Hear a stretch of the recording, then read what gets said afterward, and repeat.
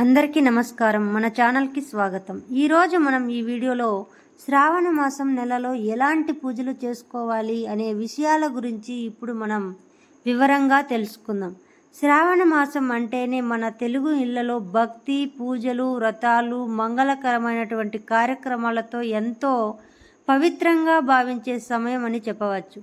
2026 సంవత్సరంలో తెలుగు రాష్ట్రాల పంచాంగం ప్రకారం ఆగస్టు 13వ తేదీ గురువారం నుంచి శ్రావణ మాసం అనేది ప్రారంభమవుతుంది. ఈ నెలలో ముఖ్యంగా అమ్మవారి ఆరాధనకు ఎంతో ప్రాధాన్యత అనేది ఇస్తారు. ఇంట్లో ప్రశాంతత, సుఖ సంతోషాలు, ఐశ్వర్యం కలగాలని కోరుకుంటూ మహిళలు ప్రత్యేకంగా లక్ష్మీదేవిని పూజిస్తారు. అయితే ఈ శ్రావణ మాసంలో పూజ చేయడానికి పెద్ద పెద్ద ఏర్పాట్లు తప్పనిసరి కాదు. మనసుకు సాధ్యమైనంత భక్తితో, శుభమైన మనసుతో దేవుడిని ప్రార్థించడం ముఖ్యమని పెద్దలు చెబుతారు. మరి ఈరోజు ఈ వీడియోలో శ్రావణ మాసం ప్రత్యేకత ఏమిటి అనే విషయాన్ని చూసినట్టయితే, మహాలక్ష్మి అమ్మవారిని ఇంట్లో ఎలా పూజించాలి, ఏ వస్తువులతో ఆమెను పూజ చేయవచ్చు, ఏ విషయాలు పాటిస్తే మంచిది అనే విషయాల గురించి, అలాగే శ్రావణ మాసంలో మహిళలు పాటించే కొన్ని సాంప్రదాయాల గురించి కూడా మనం ఈ వీడియోలో తెలుసుకుందాం. శ్రావణ మాస ప్రత్యేకత మన తెలుగు పంచాంగంలో శ్రావణ మాసానికి ఎంతో ప్రత్యేకత అనేది ఉంది.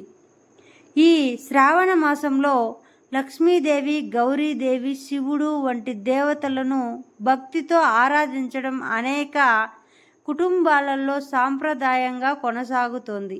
మరి ఈ శ్రావణ మాసంలో వచ్చేటటువంటి శుక్రవారాలకు కూడా చాలా ప్రత్యేకత, ప్రాధాన్యత అనేది ఉంటుంది.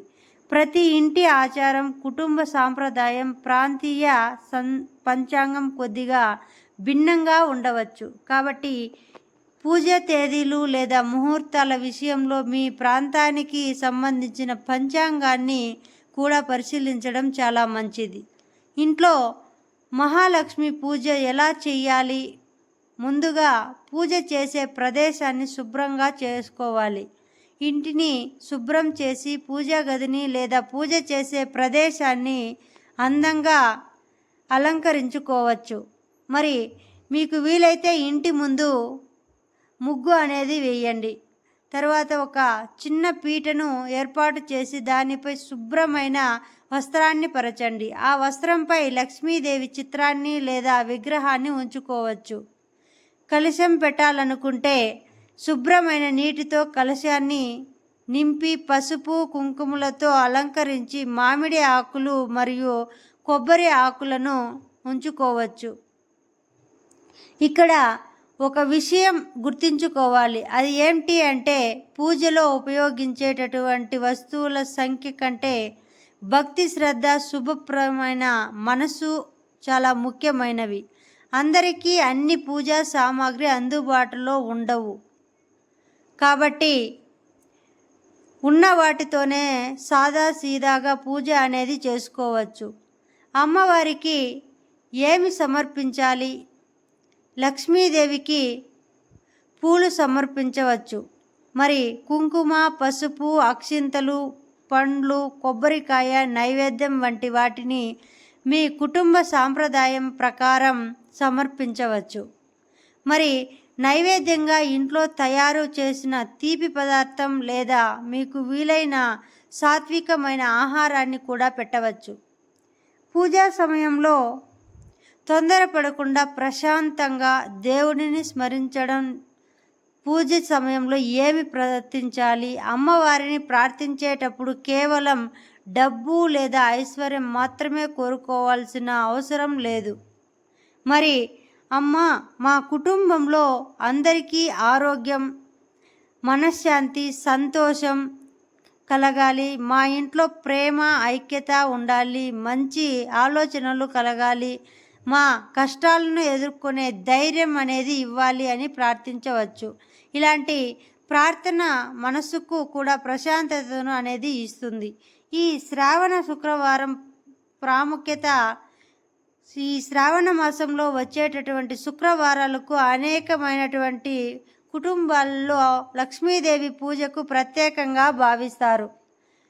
మరి కొంతమంది మహిళలు శుక్రవారం ఉదయాన్నే తలస్నానం చేసి ఇంటిని శుభ్రం చేసుకొని పూజకు సిద్ధమవుతారు. అమ్మవారికి పసుపు కుంకుమ సమర్పించి పూలతో వీరిని అమ్మవారిని అలంకరిస్తారు. కొంతమంది ముత్తైదువులను ఇంటికి పిలిచి తాంబూలం ఇవ్వడం కూడా సాంప్రదాయంగా చేస్తారు. మరి అయితే ఇవన్నీ కుటుంబ ఆచారాలు చేయలేని వారు తప్పనిసరిగా చేయాల్సింది అనే నియమంగా భావించాల్సినటువంటి అవసరం అనేది లేదు.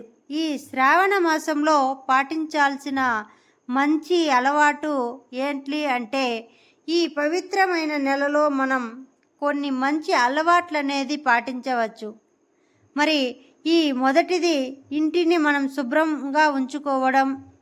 రెండవది ఉదయం కొంత సమయం దేవుడిని స్మరించడం. మూడవది ఇతరులతో ప్రేమగా మాట్లాడడం. మరి నాలుగవది అవసరమైన వారికి మనకు చేతనైన సహాయం చేయడం. మరి ఐదవది ఏంటి అంటే కోపం, అసూయ, చెడు మాటలకు దూరంగా ఉండే ప్రయత్నం చేయడం. దేవుడికి పూజ చేయడం మాత్రమే కాకుండా మన ప్రవర్తనలో కూడా మంచితనం కనిపిస్తే అదే నిజమైన భక్తి అని పెద్దలు చెబుతారు. మరి ఈ శ్రావణ మాసంలో శివారాధన అనేది, ఈ శ్రావణ మాసంలో శివారాధనకు కూడా ఎంతో ముఖ్యమైన ప్రసిద్ధి చెందిన ఈ నెలలో సోమవారాల్లో శివుడిని పూజించడం అనేక ప్రాంతాల్లో సాంప్రదాయంగా ఉంది. శివలింగానికి నీటిని సమర్పించి బిల్వ దళాలతో పూజ చేయడం వంటి ఆచారాలు అనేవి ఉన్నాయి. అయితే ప్రతి ఒక్కరి ఆరోగ్యం పరిస్థితులకు బట్టి ఈ పూజా విధానాన్ని పాటించాలి. ఉపవాసం చేయడం తప్పనిసరి కాదు.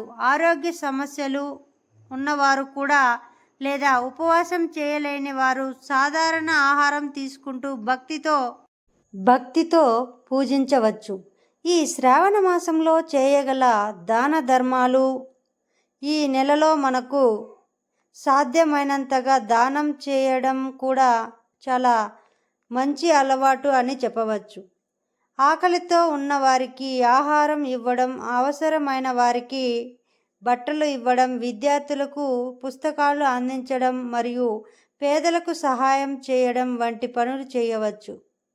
మరి దానం అంటే పెద్ద మొత్తంలో డబ్బు ఇవ్వడం మాత్రమే కాదు, మన దగ్గర ఉన్న దానిలో కొంత భాగాన్ని అవసరమైన వారికి పంచుకోవడం కూడా ఒక దానమే. ఇంట్లో సాయంత్రం చేయగల చిన్న పూజ, సాయంత్రం ఇంటిని శుభ్రం చేసుకుని దీపం అనేది వెలిగించవచ్చు. మరి ఈ దీపం ముందు కూర్చొని కొద్దిసేపు భగవంతుని స్మరించడం అనేది చాలా మంచి పద్ధతి. ఈ లక్ష్మీదేవి నామస్మరణ చేయవచ్చు. మరియు మీ కుటుంబంలో ఎవరికి ఏ దేవుడిపై విశ్వాసం ఉంటే ఆ దేవుడిని కూడా భక్తితో ప్రార్థించవచ్చు. మరియు కొద్దిసేపు ప్రశాంతంగా కూర్చోవడం వలన మనసుకు ప్రశాంతత అనేది లభిస్తుంది. ఇలాంటి మరెన్నో వీడియోస్ కోసం మన ఛానల్ని సబ్స్క్రైబ్ చేసుకొని మీ ఫ్రెండ్స్ అండ్ ఫ్యామిలీ మెంబర్స్కి కూడా మా వీడియోని షేర్ చేయండి. మా వీడియోని ఎక్కడా కూడా స్కిప్ చేయకుండా చూసినందుకు ధన్యవాదాలు. సర్వే జన సుఖినో భవంతు.